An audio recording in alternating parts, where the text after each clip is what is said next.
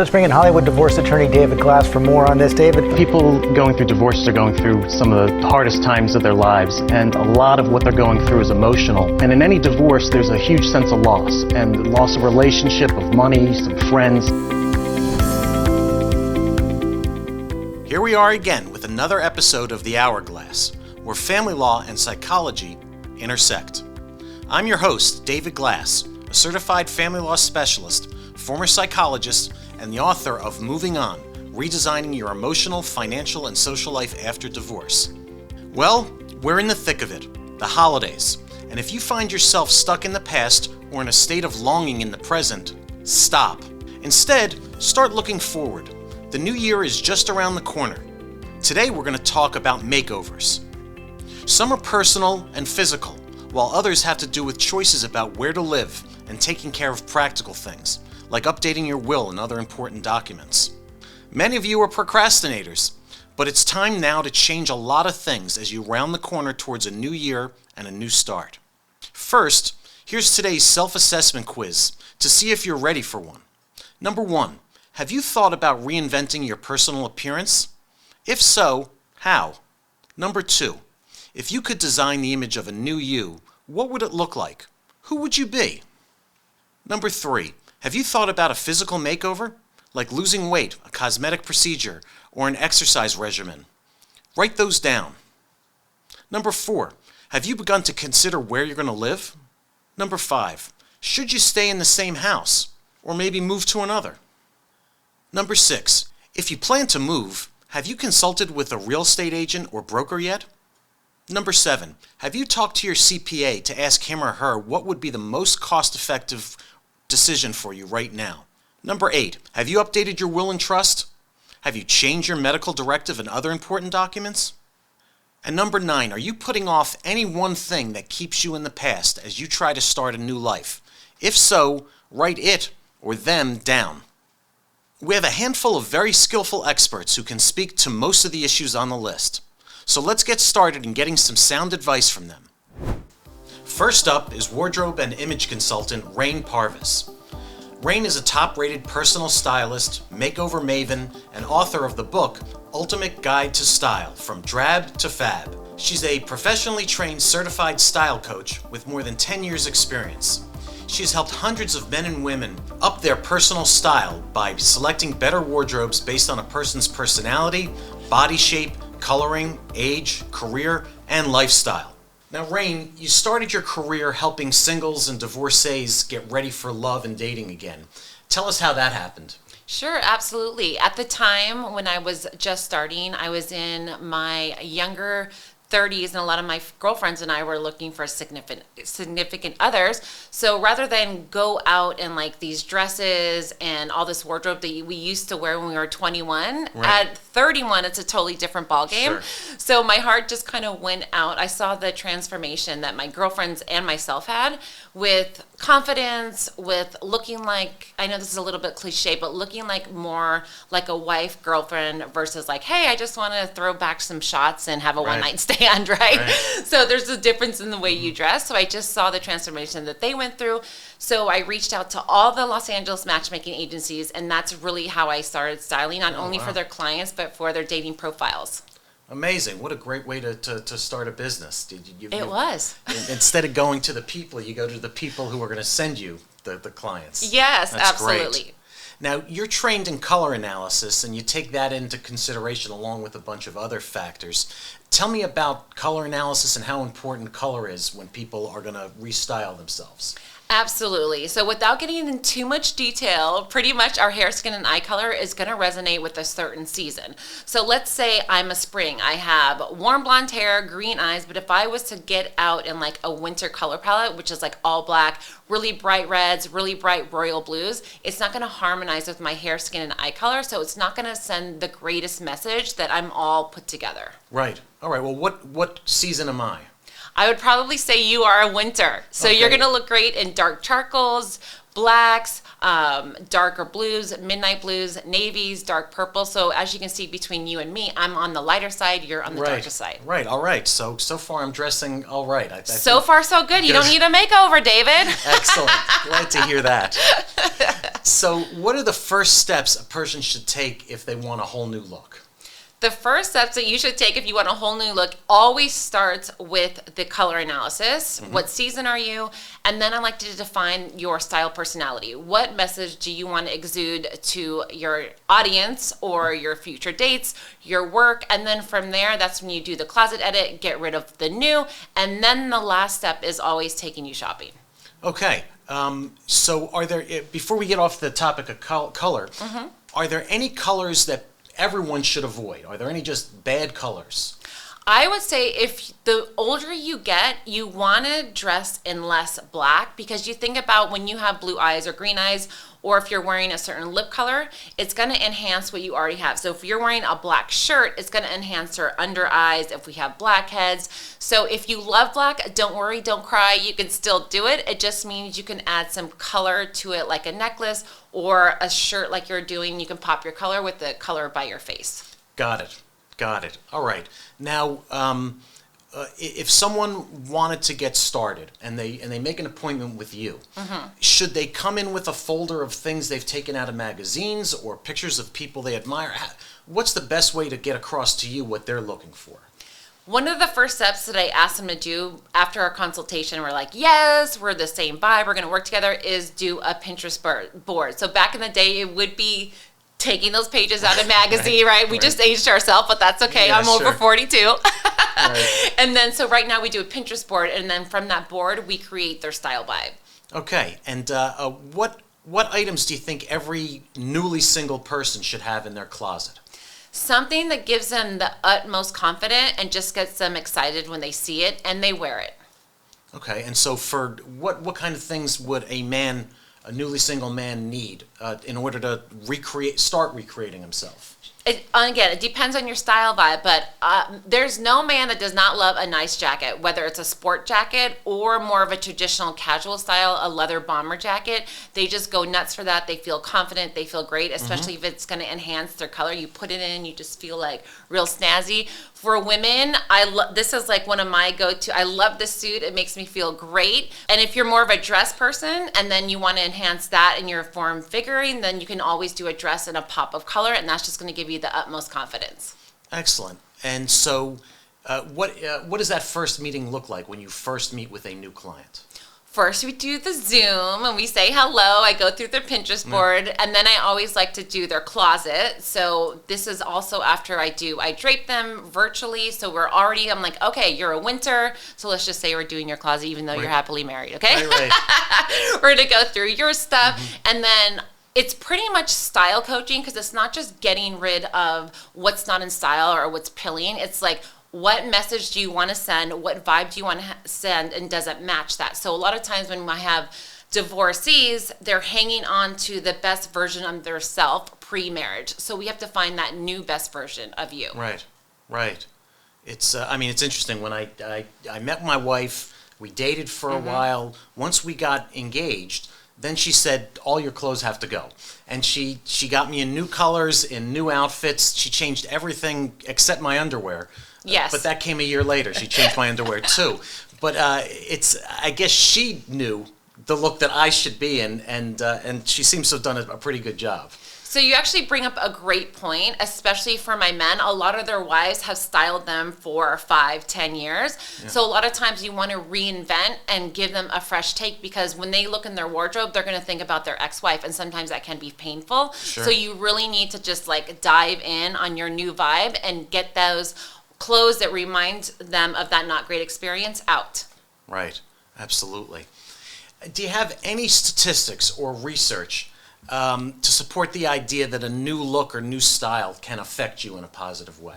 There are tons of books out there. There's not a lot of numbers. I'm not a numbers person, so you could definitely, don't quote me on this, but you can kind of quote me. There's a kind of dressing out there that's called dopamine dressing right now, where it literally means you can enhance your mood by putting on a great outfit. Okay. So a lot of the times when you're going through divorces or some kind of traumatic experience, you're not focused on style, you're focused on surviving. Kidding the kids, what does that look like? So another way to tailor that is to dopamine dress, and that means to dress your best and make yourself feel good by looking good, even though you may not feel it. By looking good, you will start to feel it. All right. Yeah. Well, so it's like the old Billy Crystal thing. It's better to look good than to feel good. Amen. Yeah. Yes. Okay. And so, is this a one-time consultation, or is it a series of consultations over time? I like to say over time. So when you go back to like the makeover shows, most of those makeovers, if it happens a day, you're going to revert back to your old style. Right. So I like to sell my packages in 30 days, 3 months, and then 6 months. And then I literally have some clients have been working with me since 2010. Again, I'm bad with math, but that's a long time. We're about 12 years. Sure. So something that we dressed them in 5 years ago, we're not going to be dressing them in today because we all evolve. Right, so you're coming back, looking through their closet again, looking at current styles. You're doing all that on a periodic basis, I suppose. Yep, edit, shop, style, and I like to do it every season. Have you had a most challenging case? A case where no matter how hard you worked at it, you weren't getting the results that maybe you wanted? I'm going to say no. Okay. Because I'm very experienced and I'm very good. But when I first started, I did make over a woman who was about 20 years old, and I didn't quite know how to pull out the answers yet. Right. So she said, okay, I just want a makeover. We kind of started, we did her colors, and the outfit, she wanted to say, I want to go out, I want to be bold, I want to, do new things. So she wanted her clothes to represent that. But inside, she was just more muted and more laid back and more hanging out. So when she got this new wardrobe, it just wasn't her. So we ended up returning everything, starting from scratch, and put her in these great classic blazers and blouses, and then she was like off to the races. Great. I mean, that's basically a creative problem-solving story. That if you don't do it exactly right the first time, there's no sense calling it a tragedy. You regroup, do it again, and then probably hit it out of the park the second time. Like dating, you have to know, or marriage, you have to know what you don't like before you know what you do like. Right. Absolutely. Oh, great. All right. And can you tell us about one case that you worked with someone, male or female, where you wouldn't even recognize the after from the before? Sure, absolutely. We will call him Jack. Okay. Jack was divorcee. He was married for 10 years, and he was a golfer, so he had a bunch of polo shirts, he had pleated shorts, and again, he was in the financing, so when he went to the office, the only thing that he would wear suits. So there was no middle. He had his golf clothes and then the suits that were like, 5-10 years old. So we pretty much tossed all those out, and we started from scratch, and got him new colors. I love to put a man in a cashmere sweater because when you go out and you redate again, the woman would be like, oh my gosh, this is so soft. They want to rest their head on it. It feels good on your skin. Right. So we got him, he was wearing light washed jeans that were from the 90s. Right. Got him in a dark one. He ditched his square toe black shoes. We got him in a brown sneaker, a brown belt, and a cool polo shirt. So back in the day, polo shirts had the little emblem of some brand. Yeah. But now there's no emblem. There's no pockets. It's just like a crisp thing. So no matter what you like, there's an updated version of it. So now he's in all darker colors. He used to be in all pastels, which is, it's not that sexy. Right. So So he was in all darker colors, just great fitting clothes, leather bomber jacket, and he had his dating profile professional photos taken, and that's just a great way, even if you're not ready for dating, just to get professional photos taken of you in your best light, your best dress. It's like, ooh, look at me. So that would be definitely one of my favorite before and afters. And if you want to go to my website, you can see those there. All right. And while we're on it, where do people find you online? Sure, Rayne Parvis, RayneParvis.com. Great. Well, thanks so much, Rayne, for being on the show. Your work is inspiring, and what a great way to start off the new year, having people look at their stuff. And what was it? It was edit, shop, style. Okay, edit, shop, style. Thanks again. Thank you so much. Now, on to more practical matters. We have with us today Ben Salem from Rodeo Realty in Beverly Hills. Ben has been helping clients buy and sell homes for 23 years. He works with many entertainment types and their business managers in both New York and Los Angeles. He's always patient, gentle, and kind with those clients who are going through a divorce. He says it takes a lot of listening to help them make buying and selling decisions, and he's going to fill us in on all of that today. And one of the biggest dilemmas that people have when they're getting divorced is, who's going to keep the house? Should we sell the house? Should I buy out my partner? What kind of experience do you have with those decisions? Yeah, it depends. Every scenario is completely different, right? It depends how much funds they have, if they need to rent a home first, do they have the funds to purchase a home? It really depends. Right. And so, just as a rule of thumb, I find that the women who are getting divorced want to hold on to the house, and the men are more than ready to move out and start over. Yeah. Is that what you find in the business as well? Yeah, it really is. Okay. And sometimes I don't think it's the best choice for presumably the woman to hold on to that house. What kind of situations have you come across where it's not a good idea to hold on to a house after a divorce? It's interesting. A lot of times what ends up changing the whole situation is when they actually think, well, maybe I could get a new fresh start and start from scratch. And sometimes it's also healthier for the kids to have like a new beginning. Right. So I think we want to look at the whole picture too, the kids and overall.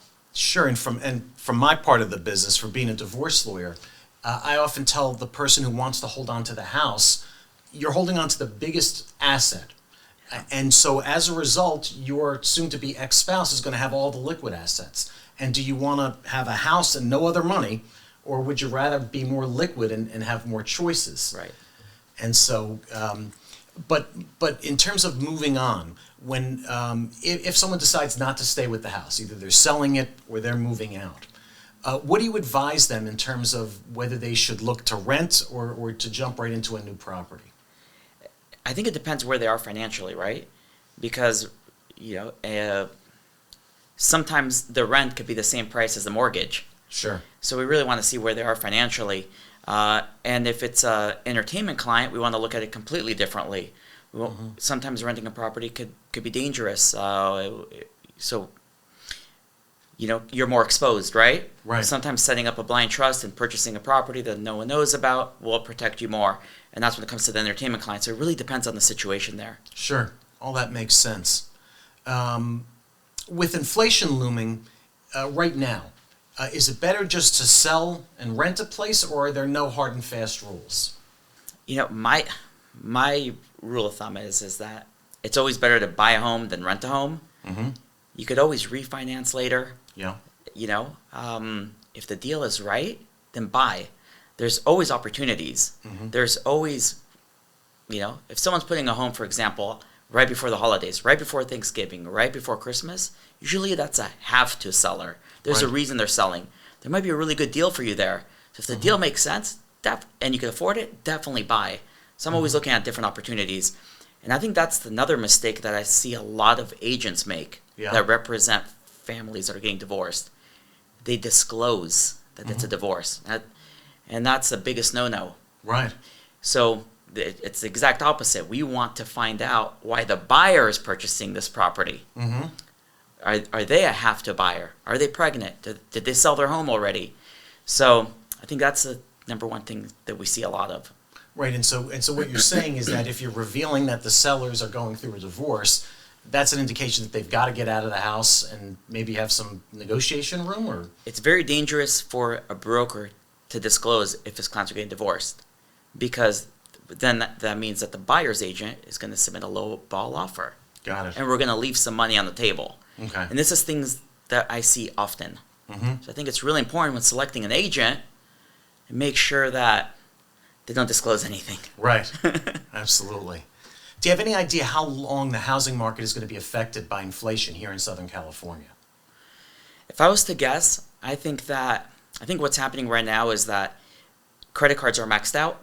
Mm-hmm. People are maxed out. And I think that next year they're going to start to slowly lower the interest rates.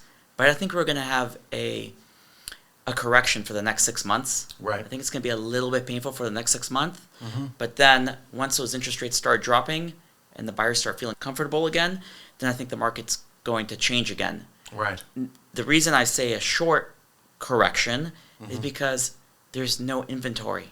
Right. There's still no inventory, and people don't want to unload their assets with those amazing interest rates, right? Right.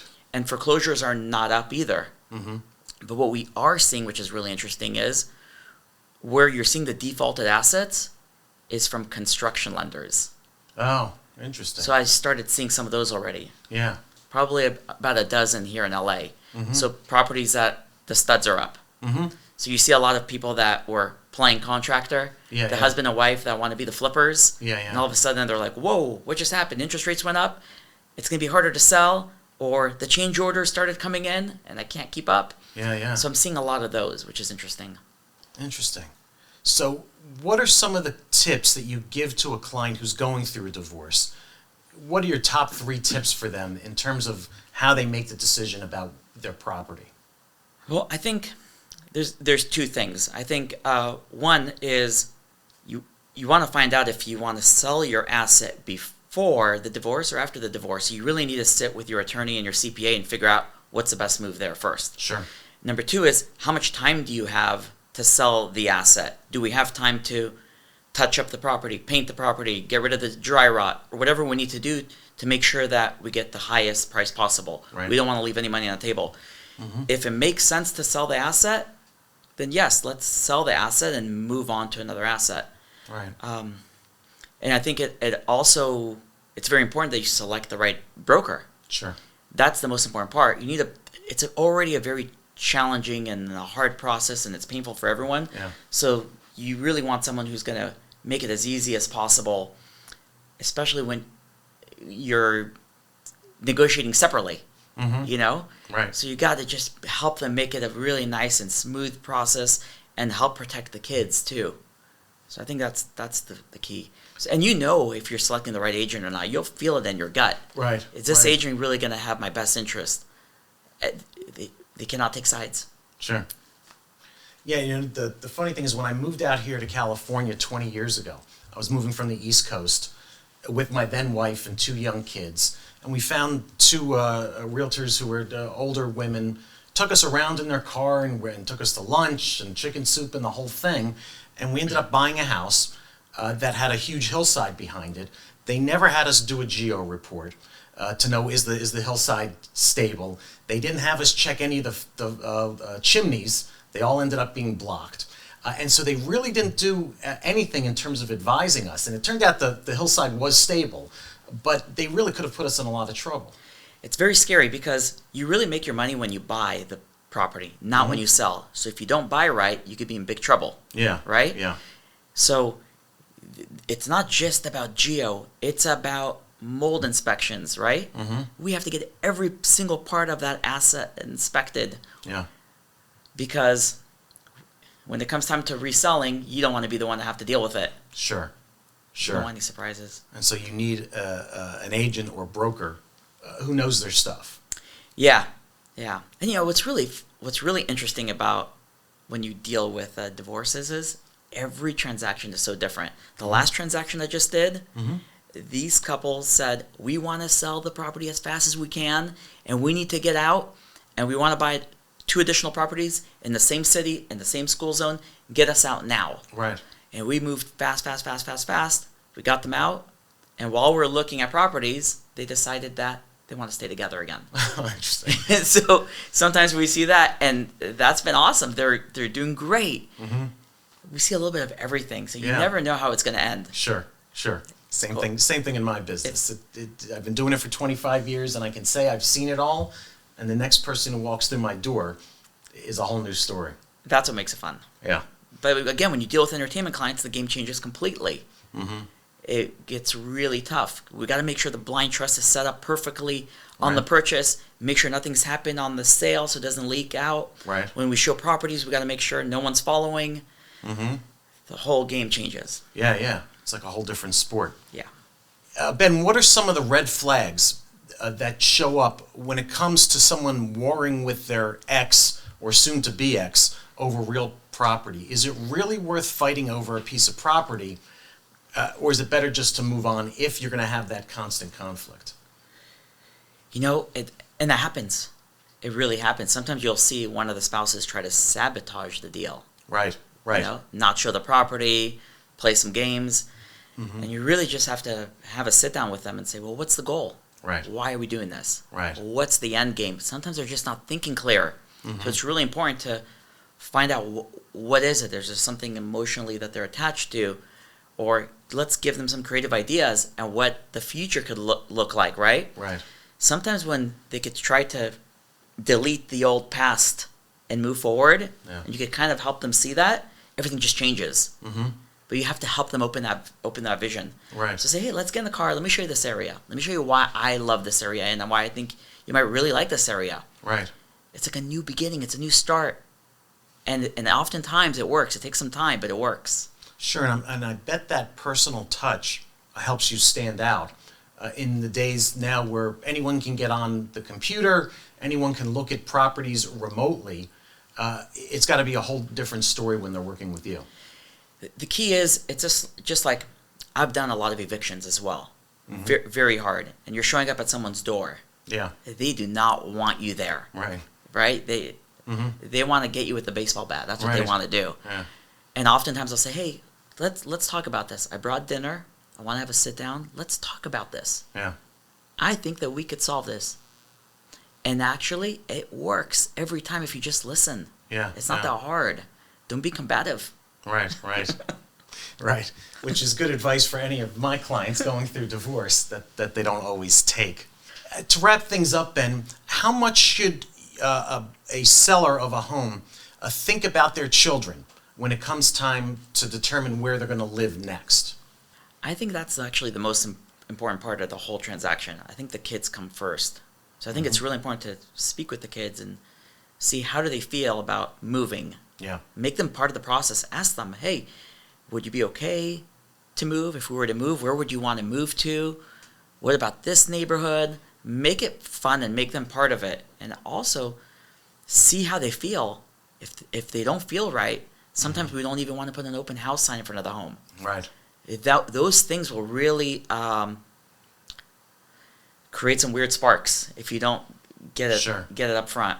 Sure. So it's basically thinking about your children and how this sale is going to affect them, and then including them in the communication and talking about it. I think the kids come first. Right. They really do. Or they should. They should. They really should. Yeah.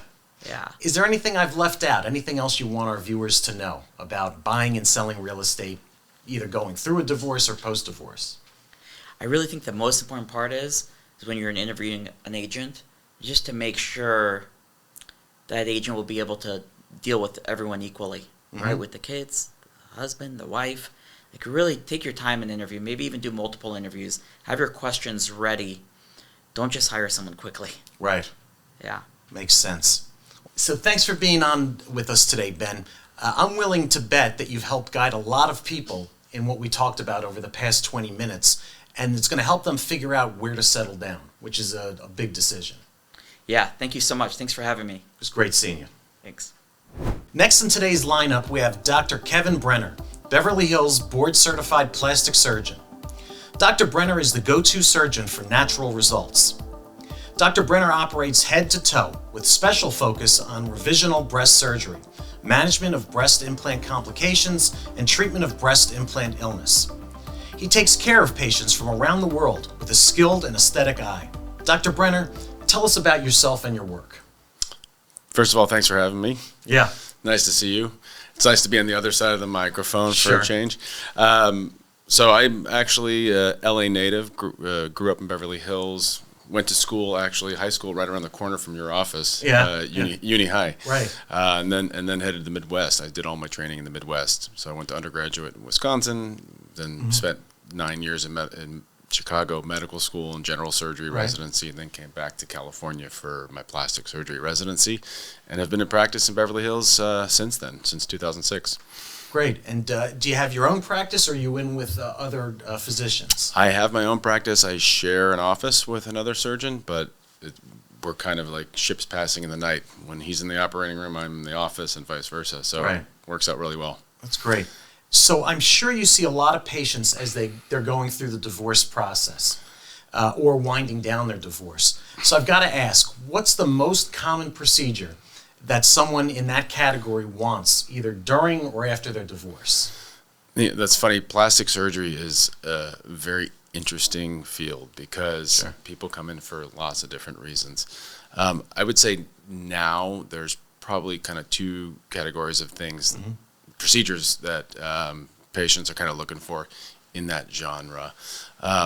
One is sort of the facial refresher, which depending on the age range, but for women in their 40s and 50s who are going through an early divorce, fat grafting to the face is a huge thing, which is very similar to like fillers, like the off-the-shelf fillers and stuff, except that it's your own fat and it has a little bit more natural look to it.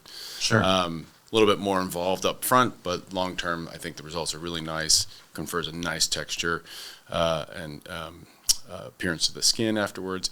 And I just find that women who are at that stage, they come in and they're just looking for a return to their self-confidence. Right.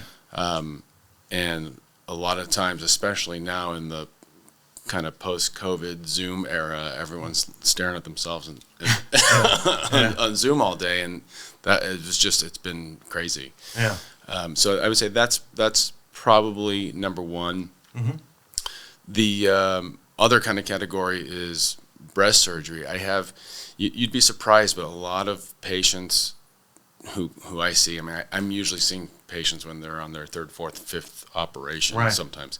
And a lot of patients who undergo especially breast augmentation for cosmetic purposes, they will come in or they will have had their first surgery as a result of sort of caving to the desires of their partner. And when I used to do that kind of surgery, I'd even have boyfriends, husbands come in. Very strange dynamic where it was almost like they were sort of pushing the woman to have breast implant surgery or whatever the surgery is, which is always a very uncomfortable dynamic. But when I see patients who are now coming in on the other side of it, and they finally feel sort of liberated from that relationship. Yeah. A lot of times they're like, I just want to get rid of these implants because for them, I think it represents something dark, and it's almost like a new start for them. Interesting. Very interesting. Yeah. I would not have predicted that answer. I probably wouldn't have 15 years ago either, but yeah. And so do you find that people who come in either during or right after their divorce, are they more impulsive? Or how do you figure out whether people have given ample thought to their decision to change their appearance? Impulsive can really apply at any stage when patients come in. Sure. For people going through a separation, divorce, I don't think it's impulsive, except in the rare circumstance where they're trying to spend their spouse's money before it gets to the courts. I have heard that sometimes. Yeah, sure. And then I'm like, okay, this is weird, but but usually it's actually it's been thought out for years. This is what you do.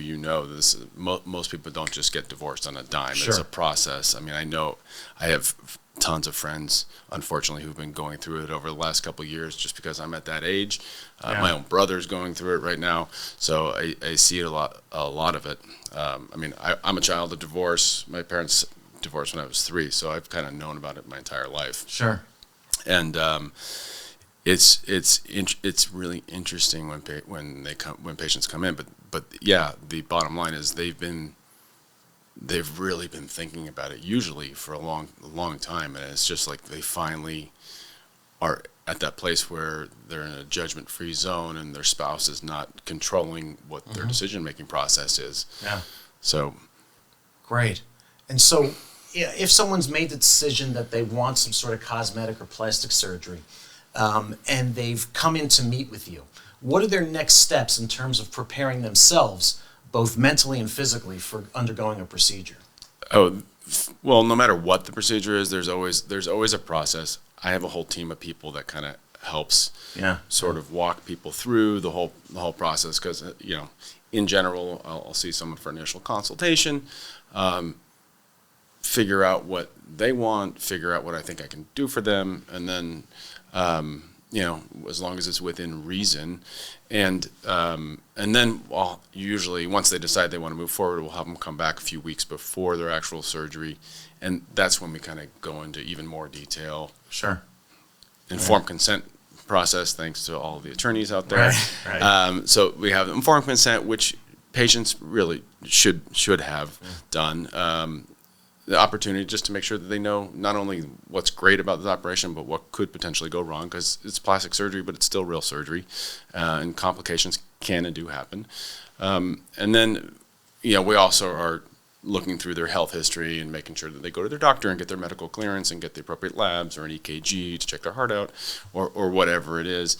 And then also I have my staff meeting with them, just going over logistics of operation, where to be, what to do beforehand for recovery, Sure. What to do after for recovery. Right. And, it's really different depending on who the patient is and what we're doing. Gotcha. Have you ever come across reasons why you've counseled a patient not to proceed with whatever they're requesting for a procedure? I have. I mean, it doesn't happen every day, but there are a handful of patients. I'm sure you have a handful of clients that have come in and you're like, I don't even want to touch this case because it's just for whatever reason, right? It's just too hot, or the temper's flaring. Right. For me, for what I do, it's just a matter of patients having realistic expectations. The patients that you really don't want to touch from a plastic surgery standpoint are patients with completely unrealistic expectations, especially when they don't really have very much to correct. I mean, those are the most difficult ones, and those are usually when you start picking up on personality disorders and things like that. I'm not a psychologist. I'm not a psychiatrist, but I've learned a lot about psychology and psychiatry. Not from my 6-week rotation in medical school, but from my 16 years as a plastic surgeon. Right. So it's really about kind of learning about the patient. Anytime you go to any doctor, you really have to have rapport. You have to like your doctor, but the doctor has to also like you. Sure. I mean, that's the best match. And so, that filtering that out is part of the job, and sorting through it. And I really don't want to operate on someone because if I don't think I can make a difference, I'm not going to have them waste their time, money, and energy. But more importantly, if you have someone who's completely unrealistic, that is a really set up for a disaster, because it just will snowball after surgery. They're never going to be happy. Right. With more and more advancements that don't require actual surgery, what are the trends with fillers and smoothers and whatever the words are? What are the non-surgical options? So there's kind of the laser camp of stuff, which I don't do a lot, just because I like being in the operating and having hands-on. But there are there's plenty. There's hundreds of different lasers and other non-invasive energy-based modalities for tightening the skin, and apparently for fat reduction, although a lot of them don't work all that well. Lasers work really well when they're used for the right indication. Sure. And then there's sort of the non-invasive injectable side of that, and that really comes down to basically neurotoxins like Botox, or Xeomin, or Dysport, and then the fillers. And there's now in 2022 there's 30, 40 different types of fillers that a couple different companies make different products, and then of course they have different size particles, injections for different areas of the face and different indications, which are great. They're great temporary solutions. They're not none of them are permanent solutions. Right. I love doing filler. It's easy because it's off the shelf. In moderation, it's great. When you need a lot of it, it can start to look weird, especially in Beverly Hills. You see a lot of people who overdo it. A lot of doctors that probably overdo it. Sure. But a lot of patients that just want a artificial look. Yeah. Which is not really my thing at all. So. Yeah, that was if you go to Mastro's on a Friday night and sit at the bar and Yes. watch people come through that steakhouse, you're going to see a Yes. lot of, I think, bad plastic surgery come through. Probably, yeah. I would guess that most people who come to you with for post-breakup procedures, they're mostly women, right? Mostly. I mean, my practice is mostly women. I would say maybe 15-20% men. But I do a lot of breast surgery and breast implant complications and mommy makeovers and things of that nature. Sure. So that's primarily, women, obviously. But I do have men in my practice. I have lots of men who had, let's say, massive weight loss, whether it's following a divorce or just because they had weight loss surgery or they just had a change in their lifestyle and they have all this sort of skin hanging off. And so we'll do that. Lots of liposuction, rhinoplasty, nose jobs, Right. and things of that nature. And then, of course, I have patients, male patients come in for Botox and fillers and fat transfer as well. Right. Because, I mean, men still want to look youthful. Yeah. Even though it's not quite, the dynamic's not quite the same as with female patients. Sure. All right. What are 3 key pieces of advice that you like to give patients who come to you if they're seeking a procedure post-breakup? Number 1 is do your due diligence, first of all, in finding a surgeon, or if it's a non-surgical procedure, a dermatologist or physician. Do your homework. Make sure that person is A, properly trained, B, board certified, and C, that the results that they show on their website or in their office are actually something that sort of jives with what you like. Right. 2, and this sort of harkens back to what you said before, I sort of discourage people from doing stuff on a whim. I mean, especially surgical procedures, it really should be thought out. It shouldn't be something that you just jump into because your friend had it done and they look great, and you're at a bad place in your life, and this is what it is. And 3 is, and this is super important, and this goes for whoever you go to, whether it's for breakup procedures or whatnot, is make sure that it's being done in a safe environment. I hear horror stories from patients, other colleagues all the time, of doctors in and out of Beverly Hills who just are sort of cutting corners. Usually it comes down to cost, but cutting corners, and when you cut corners with surgery, patients can get injured and people can die, and you want to make sure that everything's being done safely, that your anesthetist is properly trained, and that the surgeon is properly trained, and that the center that they're in is prepared for any emergency, and not to be doing it in some back office of a medical building somewhere. Sure. So because, again, plastic surgery is real surgery, and it should be done safely. Absolutely. Thanks so much for coming in today and giving us the overview of plastic surgery. That was a short dive into plastic surgery. Absolutely, and we'll have to have you back in the future. Be happy to go more in depth. But thanks so much for coming in. Thank you. Moving away from the more cosmetic side of changing things up, let's move on now to talk to our next guest, Jonathan Forster, a shareholder and director at Weinstock Mannion here in Los Angeles, and one of Southern California's most go-to experts in the field of estate planning. He handles a lot of clients moving through divorce to help them with the necessary paperwork to begin anew.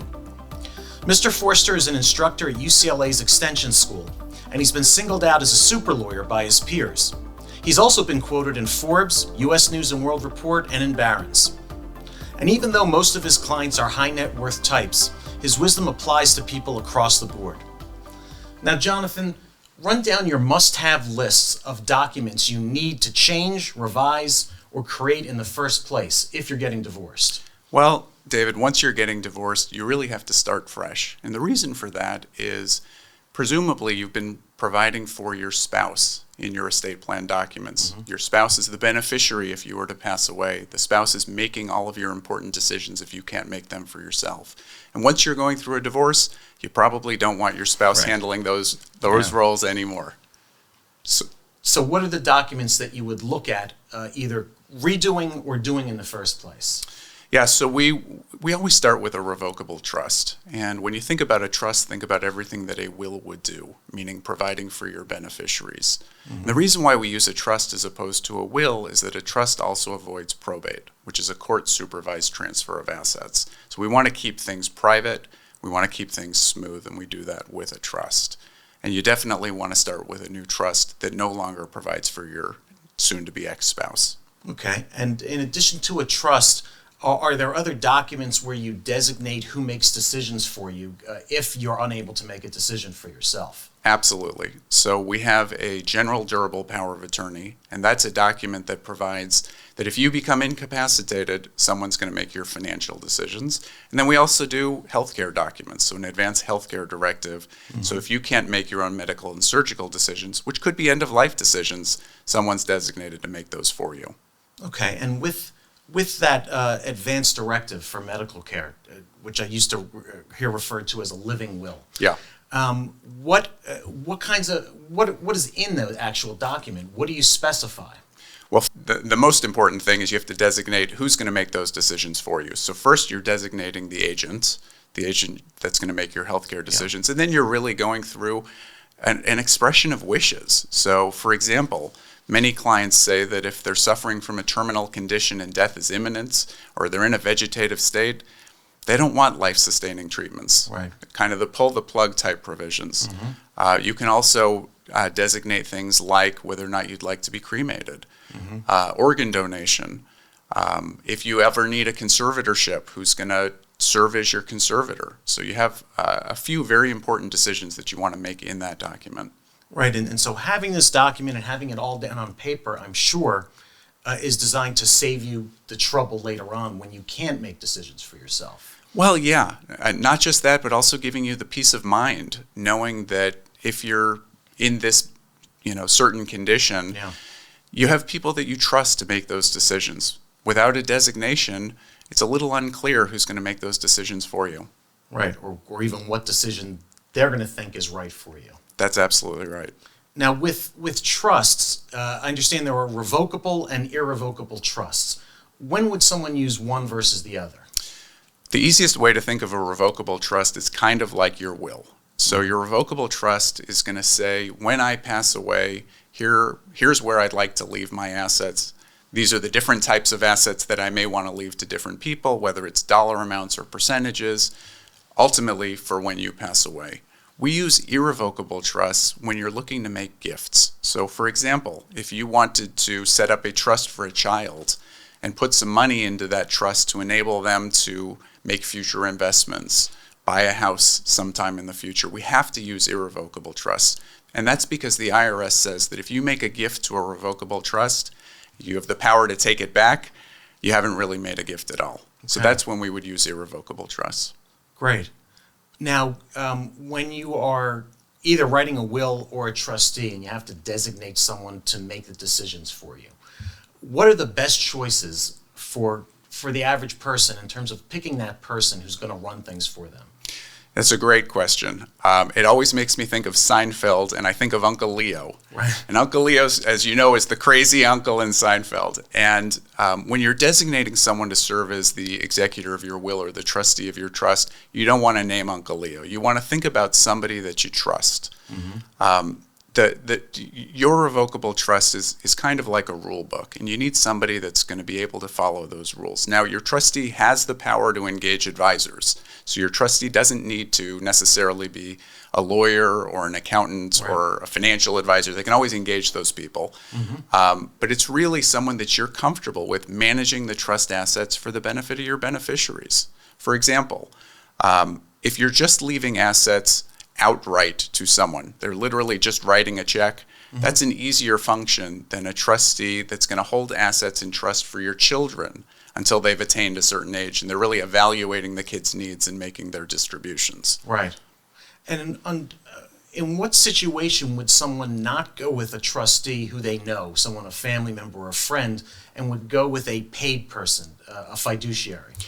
Yeah, so first of all, if you don't have the right people in your, whether it's close family members or friends, then you certainly wouldn't want to name somebody that you don't trust. But if there's the potential for conflict, and unfortunately estate litigation is really on the rise, there's more money to fight over and people are more comfortable litigating. Certainly for complex situations, and when you don't have the right people, a private fiduciary or a professional trust company makes a great option. And they do this for a living; they're going to get it right.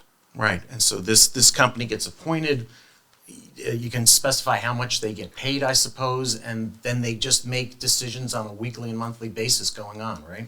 That's right. So for ongoing trusts, typically they're going to be, first of all, managing the trust assets. So they'll be working on the financial side. And then on the distribution side, when the beneficiaries need distributions, they'll be meeting with the beneficiaries and evaluating those distributions and really trying to act in the best interests of the beneficiaries. They owe them a fiduciary duty. They have to act in their best interest. Right.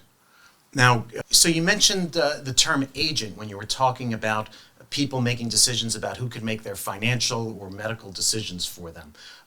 Who typically is an agent for someone when they do a power of attorney or a medical decision-making document? Yeah, well, if the kids are over 18, the kids can be obvious choices.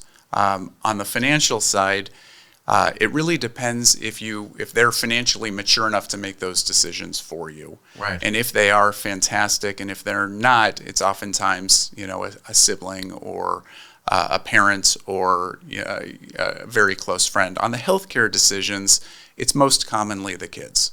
And that's because even if they're 18, 19, 20 years old, if you can't make medical decisions for yourself, right, they're really the appropriate people to do so. But again, if they're not the right people or if they're too young to do it, then it's oftentimes a very close family member. Great. And when you appoint a trustee for a trust, do you get to make a list of first choice, second choice, third choice? How does that work? Yeah, so we name them consecutively. And the reason we do that is the person that you name as trustee of your trust may predecease you, may become incapacitated, or they could simply decline to act. They might think it's more trouble than they're able to do. And if that's the case, we want to name successor trustees. And again, those would be people that you trust, oftentimes close family members or close friends. Mm-hmm. So you gave us the example of using a professional fiduciary to be either a trustee or an executor for a will. How does someone go about finding a fiduciary to serve in this role? Well, a lot of financial institutions have trust company departments as part of the services that they provide. Right. So one of the ways is to contact your financial advisor and find out if they have a department, and then you can sit down with the department and gain an understanding as to how they work and what they do. For private fiduciaries, you're really going to need to rely on references. Mm-hmm. Oftentimes, we as attorneys will make references to fiduciaries that we've worked with in the past that we trust and hold in high regard. Makes sense. Thanks, Jonathan. I think we need to heed your advice about getting on this right away. And there's no better time, I suppose, than the end of a year to review all your documents. Yes, I completely agree. And what we do as part of our practice is when we prepare documents for clients, we also give them a summary of the key provisions. And at an absolute minimum, I think it's critical to review the summary and take a look and remind yourself as to what you've decided and who's serving in the different capacities. And we can, of course, schedule a time to meet and just make sure that everybody is in the right roles. So how often should someone go back and review their estate planning documents? I think it's important to take a look at your documents every year. And as we're nearing the end of the year now, it's the perfect time to take a look. Great. So it's like changing the filters on your HVAC or changing the batteries on your smoke detectors. It's something you've got to schedule and keep to that schedule, I suppose. Absolutely. Great. Have we missed anything that people who are going through a breakup or a post-divorce and they want to get their estate in order, have we missed anything? Well, the most important thing is to evaluate your current documents. Most probably, you are providing for your soon-to-be ex. And assuming that's the case, then it makes a lot of sense to either revoke existing trusts or modify and restate your documents. You want to put the right people in place. Not only are you oftentimes providing for your ex, but it is very common that members of your ex's family are named in certain capacities. Right. And depending upon how the divorce went and the relationships, you may not be comfortable with those people. So it's very important to take a fresh look and a fresh start at that point in time. Absolutely. Now, how would people find you if they're looking, they want to consult with you on changing up their estate planning documents? Well, if they're welcome to, of course, give me a call or send me an email or find us in all the regular ways, but I'd certainly be happy to sit down and meet with people and evaluate their situation and make some good recommendations. That's great. Thanks so much for coming in today and giving people at least the overview of what they should be thinking about with their estate planning documents. Absolutely. Thank you very much for having me. Great. Moving on to our timeout segment, we have a nice surprise for viewers today. We were able to talk singer-songwriter Tracy Newman into coming back to sing another one of her comedic original songs. What do you have for us today, Tracy? Well, again, I'm not going to tell you the title, except actually the title of this is Diane. Okay? Okay.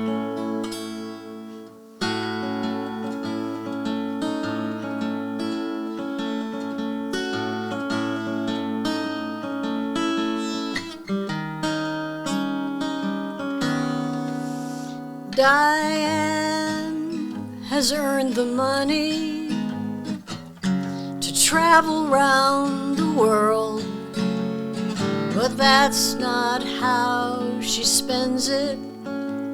She's not that kind of girl.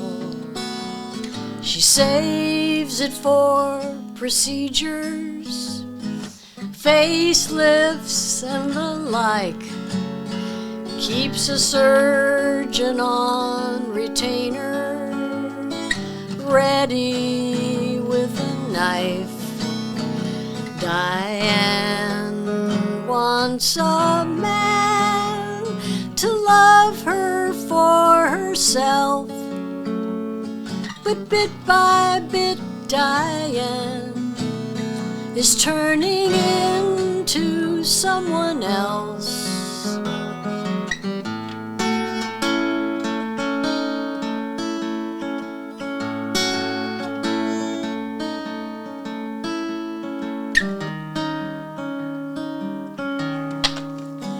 Diane is pushing 50, maybe 60, who can say?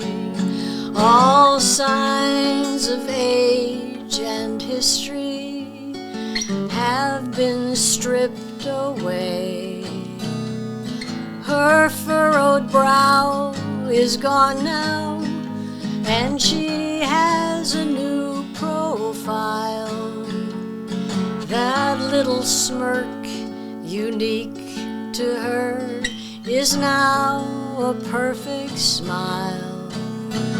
Diane wants a man to love her for herself, but bit by bit Diane is turning into someone else.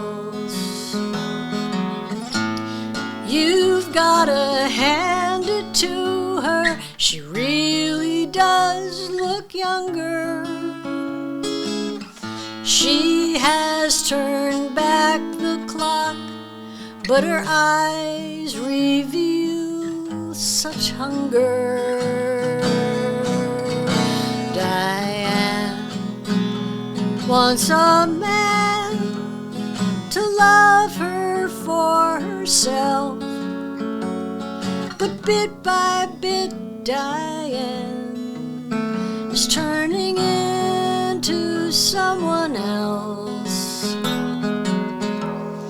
Well, maybe a man will help her love herself before the real Diane is gone.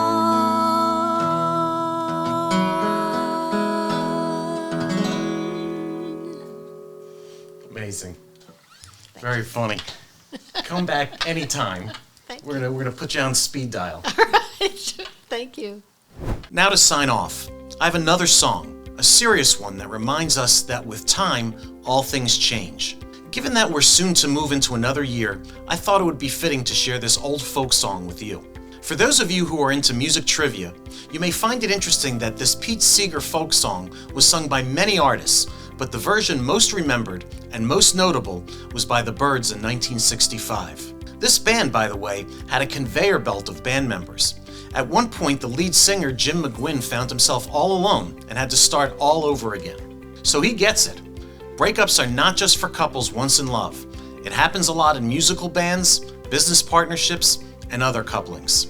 One critic seeking the underlying meaning of the song said that the overall message meant that change is inevitable.